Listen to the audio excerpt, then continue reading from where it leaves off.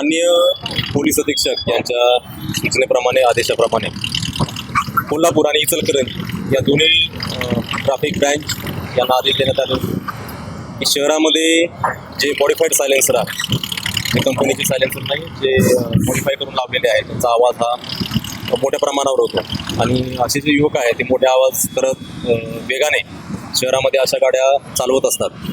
तर या बाबींवर कारवाई करण्यासाठी इचलकरंजी ट्रॅफिक आणि कोल्हापूर शहर ट्रॅफिक यांना दिलेल्या आदेशाप्रमाणे 737 सायलेन्सरवर आज आपण कारवाई केलेली आहे.